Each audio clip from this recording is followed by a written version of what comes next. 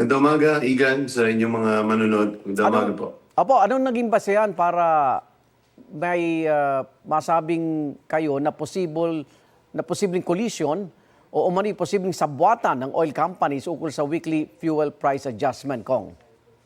Matagal na natin sinasabing dapat ihinto na ito ng Department of Energy itong lingguhang pag-a-adjust ng mga pagdideklara ng bawat mga iba't ibang petroleum companies.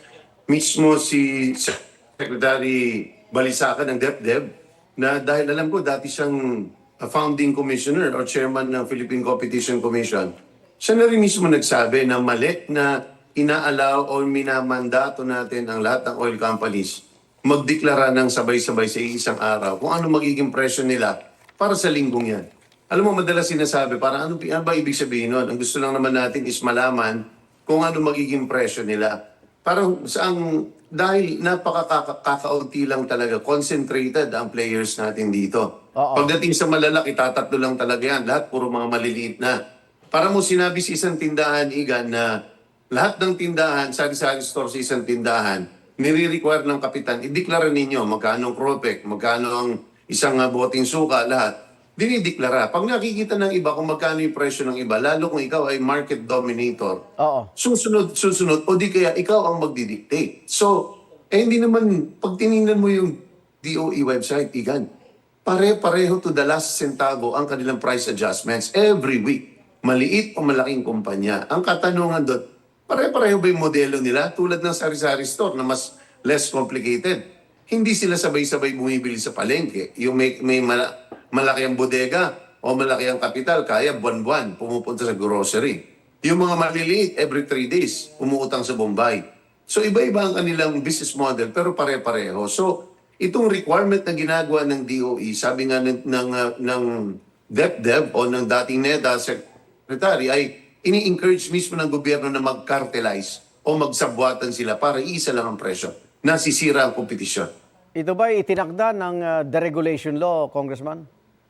Ito'y actually reaction ng DOE. Maganda yung hangarin nito nung ito itinayo nung time pa ni GMA, nung siya'y Pangulo. Dahil ang ayaw natin mangyari dito is ayaw natin magiging sobrang pabago-bago ang presyo. Gusto natin makapagdikta. Pero ang totoo lang, ang market prices talaga ay nagbabago araw-araw. At nakita natin yan, isang araw bago nagdeklara o nagkaroon ng gera, ay tumaas ito bigla ng 20 hanggang 25 dolyares kada bariles.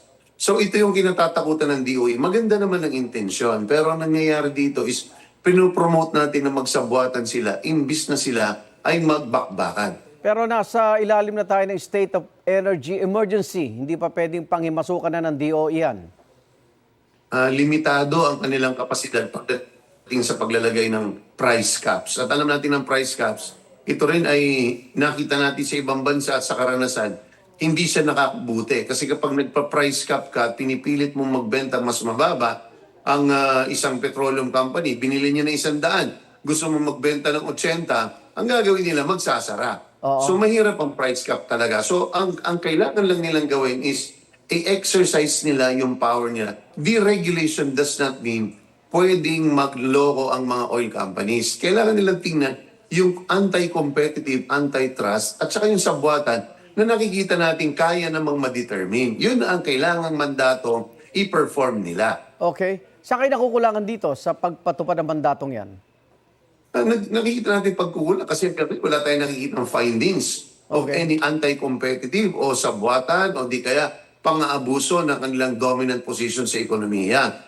Wala pa tayong nakikita ng findings pagdating dyan. Mahigpit at mataas sa mga kaparusahan dyan. Milyon-milyon ang ini-impose dyan, pati ang kanilang mga lisensya ay maaari dyan masuspindi at lahat. Okay. So kailangan nila magawa ito. Parating sinasabi, Igan, deregulation does not mean lack of control on the part of government. We have the mechanisms. Kailangan nilang gamitin ito. Oo. Sa Senado may panukalang batas na alisin na ang oil deregulation law. Same position ba kayo?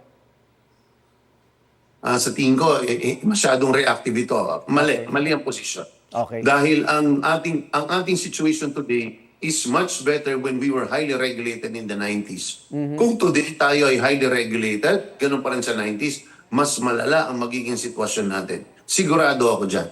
Pero ang sinasabi natin dyan is, we need to take a second look on the regulation para tingnan natin ano yung mga bagay na pwede natin baguhin para magkaroon man lang ng mas malaking poder ang gobyerno pagdating sa emergency situations. Okay. Congressman, itong Bayanihan 3, saan naman nakasentro ito at ano layunin ng pinaplanong ito? Sino matutulungan dito?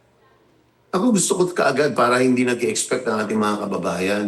Ang ini-expect ng mga kababayan natin, kahit yung ibang mga kasama namin sa Kongreso, ang akala nila ang bayanihan ay 3 ay parang bayanihan 1 and 2, na across the board, nagbibigay tayo ng ayuda. Minimum wage, pati middle income, lahat. Oo. Pero tandaan natin dito, ang apektado dito ay isang select segment ng ating lipunan. Hindi pa ho lahat. Ang apektado rito ay lahat ng sektor na apektado o dependent highly sa oil. At ang kumbaga sa katawan ngayon, ang may sakit ngayon lamang ay may sakit ng tiyan. So kailangan pag ang tao may sakit sa tiyan, we need to concentrate all our aid para ang tao ay magamot ang kanyang pagkasira ng tiyan para makapagtrabaho. Transportasyon. Transportasyon ng number 1. Ibig sabihin, lahat ng magdadrive ng prices para tumaas, unlike nung COVID, lahat huminto. Walang makapaghanap buhay. Ito, nakakapaghanap buhay pero sobrang mahal.